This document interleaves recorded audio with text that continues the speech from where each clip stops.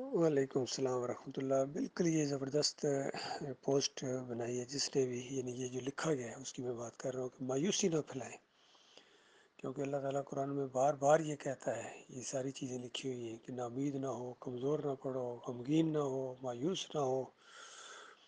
بلکہ یہاں بحرین میں کبھی کبھی جو لوگ گفتگو کرتے ہیں وہ پاکستان کے حالات ایسے ہو گئے، یہ ہو گیا وہ ہو گیا، میں کہتا ہوں جب چائے بنتی ہے یا کہوہ بنتی ہے تو ابلنے سے پہلے تو وہ چائے نہیں بنتی نا، جب تک اس کو نیچے سے ہیٹ نہ دی جائے، پھر ابلتی ہے، پھر کڑک چائے بنتی ہے۔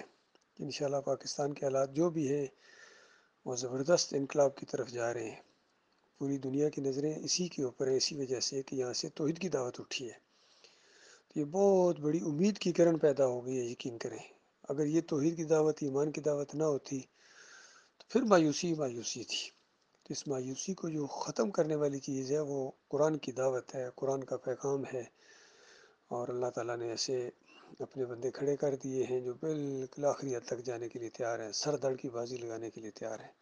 تو جب ایسے لوگ اکٹھے ہو جائیں، چاہے تھوڑے ہی ہوں، یقین کریں انگلیوں پر گننے والے، وہ ایک اجتماعیت ہوتی ہے، اور پھر اللہ تعالیٰ اس کے ساتھ مدد ہوتی ہے اور وہی غلبہ پکڑیں گے۔ لہٰذا مایوسی تو یقین کریں، جب سے میں ایمان خالص میں آیا ہوں ایک لمحے کے لیے مایوسی میرے قریب نہیں آئی ہے، ایک لمحے کے لیے، کہ پتہ نہیں آگے کیا ہوگا جی، پتہ نہیں ہم کامیاب دنیا میں ہوں گے یا نہیں ہوں گے۔ نہیں، ایک لمحے کے لیے بھی میرے قریب مایوسی نہیں ہے، بلکہ ہر نیا یعنی ماحول، دور، وقت میری امید کے اندر اضافہ ہی کیا اس نے۔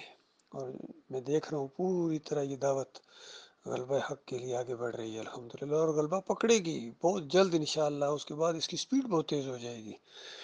بہت ہی خوش قسمت ہیں جو ابھی اس کے ساتھ مل گئے ہیں، بہت ہی بدبخت ہیں جو اس کے ساتھ نہیں ملے ہیں، اور ان سے بڑے بدبخت ہیں جو مخالفتیں کر رہے ہیں اور پاس آ کے پھر پیچھے ہٹ رہے ہیں، مایوس ہیں۔